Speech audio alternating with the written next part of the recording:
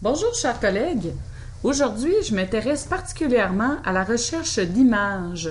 Lorsqu'on fait des projets avec nos élèves ou qu'on veut présenter à nos collègues, c'est parfois ardu de trouver des images qui sont libres de droit.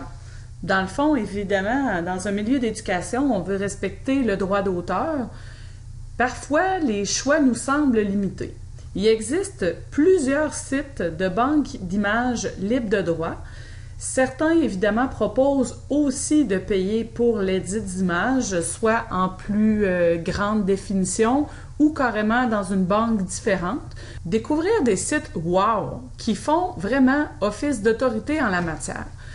Donc, j'y vais simplement avec une capture d'écran afin de vous permettre de voir mon ordinateur.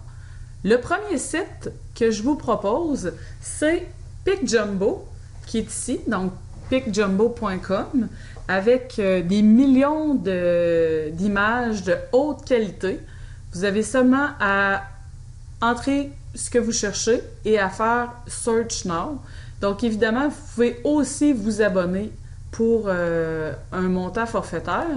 Le point aujourd'hui, c'est vraiment des images gratuites. Donc, il y a plusieurs catégories. Vous pouvez décider où est-ce que vous vous lancez.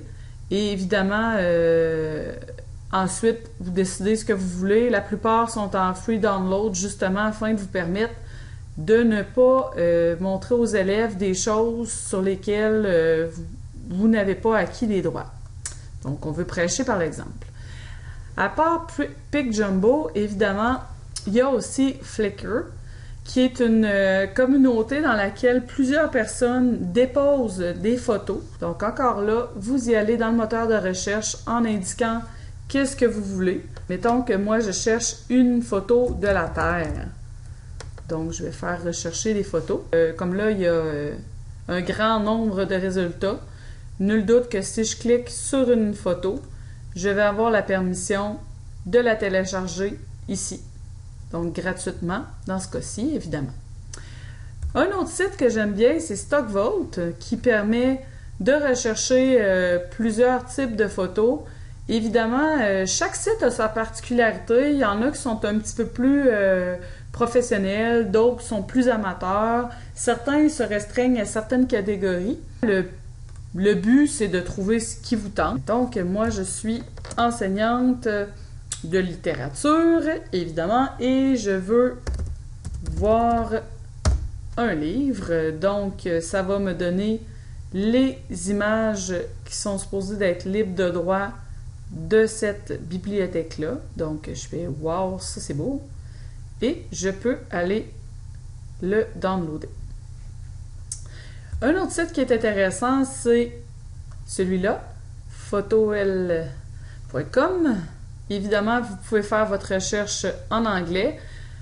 Une nouveauté sur ce site-là, c'est justement une collection d'images à usage commercial. Parce que c'est certain qu'avec nos élèves, versus si je faisais de la publicité pour une agence de tonte de pelouse, par exemple, j'ai pas le droit d'utiliser les images libres de droit pour faire des publicités. Par contre, ce site-là nous permet jusqu'à 3 photos par jour d'utiliser celles-ci en usage commercial.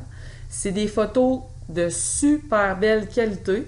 Évidemment, si je dis, bon, mais moi, je veux une photo de la dame ici avec sa robe de mariée, j'ai le choix de la résolution et ça m'indique que c'est gratuit.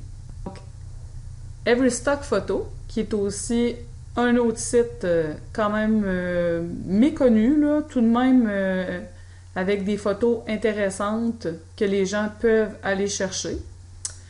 Et il y a FreeImage, qui est aussi un site avec plusieurs photos gratuites. Il faut parcourir ici et par la suite, on va décider dans quelle catégorie nous voulons nous lancer pour nous approprier une photo et pouvoir la télécharger ici par la suite gratuitement.